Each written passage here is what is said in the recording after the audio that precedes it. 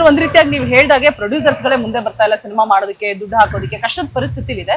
So ಈ ರೀತಿಯಾದಂತಹ ಒಂದು ಇಕ್ಕಟ್ಟಿನ ಪರಿಸ್ಥಿತಿಗೆ ನಿಮ್ಮನ್ನ ಹೊರತುಪಡಿಸಿ ಇನ್ನು ಸುಮಾರು ಜನ ಸಿಲುಕಿದ್ದಾರೆ. ಸೊ ಯಾಕೆ ಈ ರೀತಿಯಾದಂತಹ ಪರಿಸ್ಥಿತಿನ ಎದುರಿಸಬೇಕಾದಂತಹ ಸಿಚುವೇಶನ್ಸ್ ಬರ್ತಾ ಇದೆ ನಮ್ಮ ಕನ್ನಡ ಚಿತ್ರರಂಗದಲ್ಲಿ ಸರ್?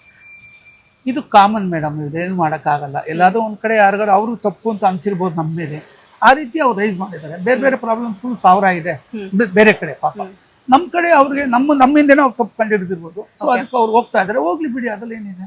ಅದ್ರ ಬಗ್ಗೆ ನಾವು ನೀವು ಮಾಡ್ತಿರೋ ತಪ್ಪು ಅಂತ ಹೇಳೋದು ನಾನು ತಪ್ಪು, ನಾವು ಮಾಡಲ್ಲ. ಕಂಪ್ಲೇಂಟ್ ವಾಪಸ್ ತೆಗೆದುಕೊಳ್ಬೇಕು ಅನ್ನುವಂತಹ ಸೂಚನೆ ಏನಾದ್ರು ಕೊಡ್ತೀರಾ, ಅಥವಾ ಇದು ಇತಿಶ್ರೀ ಹೇಗಾಗತ್ತೆ ಅಂತ? ಆದ್ರೆ ಇನ್ನೂ ಜಾಸ್ತಿ ಕಂಪ್ಲೇಂಟ್ ಕೊಡಿ ಅಂತ ಹೇಳ್ತೀನಿ ನಾನು. ಓಕೆ, ಇನ್ನು ಫಾರ್ ವಾಟ್ ರೀಸನ್ ಸರ್? ನಿಮ್ ಇಷ್ಟ, ನೀವು ಅಲ್ಲಿ ಕಂಪ್ಲೇಂಟ್ ಕೊಟ್ರೆ ನಿಮ್ಗೆ ಕಾಸು ಬರುತ್ತೆ ಅಂದ್ರೆ ಮಾಡಿ.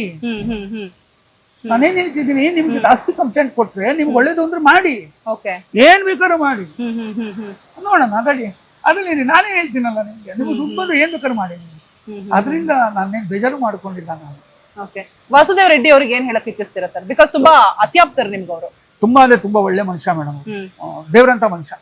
ಆ ಅಪ್ಪನ್ಗೆ ಈ ಅಪ್ಪ ಕೈಲಿಟ್ಕೊಂಡು ಆಟ ಆಡಿಸ್ತಾ ಇದ್ದಾರೆ. ಇದೆಲ್ಲ ಮತ್ತೊಬ್ರು ಭಾಸ್ಕರ್ ಅವರು ಪ್ರಚಾರಕ್ಕೋಸ್ಕರ ಇದ್ ಮಾಡ್ತಿದ್ರೆ, ಅವ್ರಿಗೆ ನಾನು ಹೀರೋ ಅಂತ ಪ್ರಮೋಟ್ ಮಾಡ್ಬೇಕು ಅಂತ ಅವ್ರಿಗೆ ನಾನು ಹೇಳಲ್ಲ.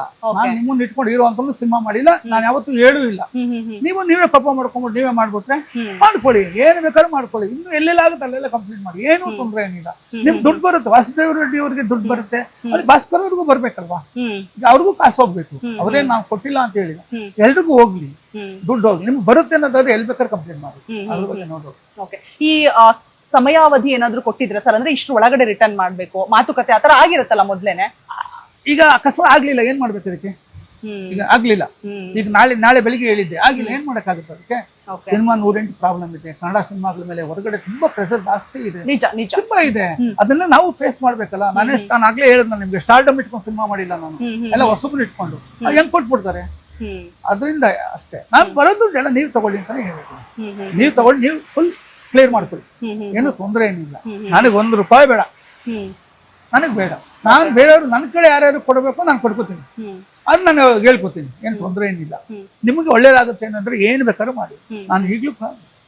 ಸರ್, ಇವಾಗ ಮಗ ಮತ್ತೆ ಹೆಂಡತಿನ ತರ್ತಾ ಇದಾರೆ, ನಾನ್ ದುಡ್ಡು ತಗೊಂಡಿದ್ದು ಅವ್ರ ಹೆಸರಲ್ಲೇ ಯಾಕೆ ಬೆಳೆಸಿದ್ರು ಅಂತ ಹೇಳ್ಬಿಟ್ಟು. ಸೊ ಫ್ಯಾಮಿಲಿ ಮೇಲೆ ಏನಾದ್ರು ಪ್ರೆಷರ್ ಬೀಳ್ತಾ ಇದೆಯಾ ದುಡ್ಡು ವಾಪಸ್ ಪಡೆಯುವಂತ ಒಂದ್ ನಿಟ್ಟಿನಲ್ಲಿ? ಆತರ ಏನಾದ್ರು ಮಗ ಅಥವಾ ವೈಫ್? ಮೇಡಮ್, ನಾನು ಎಲ್ಲ ನಾನು ನಿಂತ್ಕೋಬೇಕು ಅಂತಂದ್ರೆ ನಾನು ಏನ್ ಬೇಕಾದ್ರೆ ಮಾಡ್ತೀನಿ.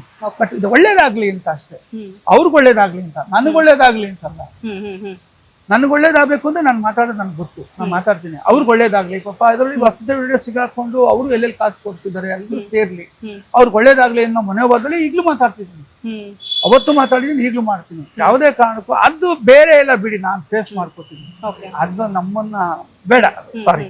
ಅವ್ರಿಗೆ ಏನ್ ಭರವಸೆ ಕೊಡ್ತೀರಾ ಸರ್? ಅಂದ್ರೆ ನಿಮಗ್ ದುಡ್ಡು ಕೈ ಸೇರತ್ತೆ, ಇನ್ ಕೇಸ್ ಏನೋ ಒಂದು ಇತ್ಯರ್ಥ ಆಡ್ಬೇಕು ಇದಕ್ಕೆ ಅಂತ ಮಾತುಕತೆ ಆಡೋದಾದ್ರೆ ಏನ್ ಹೇಳಕ್ ಇಚ್ಛಿಸ್ತೀರಾ? ಅಷ್ಟೇ, ನೀವು ಸುಮ್ಮನೆ ಇದ್ರೆ ಕಾಸು ಬರುತ್ತೆ.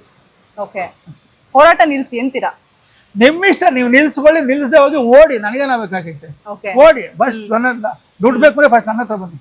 Okay, fine sir. ಇವಾಗ ಅವ್ರ ವರ್ಷನ್ ನಾನು ಕೇಳ್ತಾ ಹೋಗ್ತೀನಿ. ಪಾಪ ಸಿನಿಮಾ ಒಂದು ಆಸೆ ಇರುತ್ತೆ, ಹೀರೋ ಅಂತ ಪ್ರಚಾರಕ್ಕಾಗಿ ಮಾಡ್ತಾ ಇದಾರೆ ಅಂತ ಹೇಳಿದ್ರಿ, ಹೀರೋ ಆಗ್ಬೇಕು ಅಂತ ಒಂದ್ ಕನ್ಸಿರುತ್ತೆ.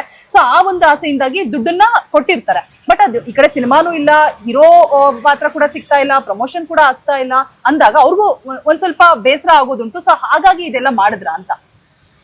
ಹೀರೋ ಅನ್ನೋ ಮಾತ್ರ ತೆಗೆದು ಪಕ್ಕಕ್ಕೆ ಇಟ್ಬಿಡಿ ಮೇಡಮ್. ನಾನು ಹೀರೋ ಅಂತ ಅವ್ನು ಯಾವತ್ತೂ ಹೇಳಿಲ್ಲ. ನೀವು ಹೇಳೇ ಇಲ್ಲ? ನಾನು ಹೇಳೇ ಇಲ್ಲ, ನಾನು ಹೇಳಲ್ಲ. Okay, done. ಇನ್ನ ಒಂದು 10 ವರ್ಷ ಆಗ್ಲಿ ಬೇಕಾದ್ರೆ ಈ ಪಿಕ್ಚರು, ನಾನು ಯಾವುದೇ ಕಾರಣಕ್ಕೂ ಹೇಳಲ್ಲ ಆ ಮಾತನ್ನ. ನಾನು ಸಿನಿಮಾ ನನ್ನ ಪ್ರೇಮಿ ಅಷ್ಟೇ. ಇನ್ನು 10 ವರ್ಷ ಆದ್ರೂ ನನ್ನ ಬಾಯಿಂದ ಆ ಮಾತನ್ನ ನೀವೆಲ್ಲ ನಿಮ್ಮ ಯಾವ ತಲ ಅಂತ ಬಂದು ಹೇಳ್ಸಕ್ಕಾಗಲ್ಲ. ಅದೆಲ್ಲ ತಪ್ಪು. ನಾನು ಮಾಡಿದೀನಿ, ಹೇಳಿ. ನಾ ಏನ್ ಮಾತಾಡ್ತೀನಿ, ಫಸ್ಟ್ ಏನ್ ಮಾತಾಡ್ತೀನಿ, ಲಾಸ್ಟ್ ವರ್ಗು ಅದೇ ಮಾತಾಡ್ತೀನಿ, ಈಗಲೂ ಅದೇ ಮಾತಾಡ್ತಿದ್ದೀನಿ. ನಾನು ಮಾಡ್ತೀನಿ, ನಂಗೆ ಗೊತ್ತು ಸಿನಿಮಾ ಹೆಂಗ್ ರಿಲೀಸ್ ಮಾಡ್ಬೇಕು ಅಂತ ನಮಗ್ ಗೊತ್ತು. ನೀವೇನೇ ಮಾಡ್ಕೊಳ್ಳಿ, ನಿಮಗ್ ಬರೋದಾದ್ರೆ ಮಾಡಿ, ಒಳ್ಳೇದಾಗ್ಲಿ, ನಿಮಗೂ ಬರ್ಲಿ, ಅವ್ರಿಗೂ ಒಳ್ಳೇದಾಗ್ಲಿ ಅಂತ ಅಷ್ಟೇ. Done sir, thank you. ಸಾಕಷ್ಟು ಮಾಹಿತಿನ ಹಂಚಿಕೊಂಡಿದ್ದಕ್ಕೆ. ನೋಡಿದ್ರಲ್ವ ವೀಕ್ಷಕರೇ, ಇದಿಷ್ಟು ಓಂ ಪ್ರಕಾಶ್ ಅವರು ತಮ್ಮ ಮೇಲಿರುವಂತಹ ವಂಚನೆ ಆರೋಪದ ವಿಚಾರವಾಗಿ ಕೊಟ್ಟಂತಹ ಫಸ್ಟ್ ರಿಯಾಕ್ಷನ್. ನಮ್ಮ ಸುವರ್ಣ ನ್ಯೂಸ್ಗೆ ಕ್ಯಾಮ್ರಾ ಪರ್ಸನ್ ರೋಹಿತ್ ಜೊತೆ ರೋಜಾ ಮನು ಪಾಟೀಲ್, ಸುವರ್ಣ ನ್ಯೂಸ್ ಡಿಜಿಟಲ್, ಬೆಂಗಳೂರು.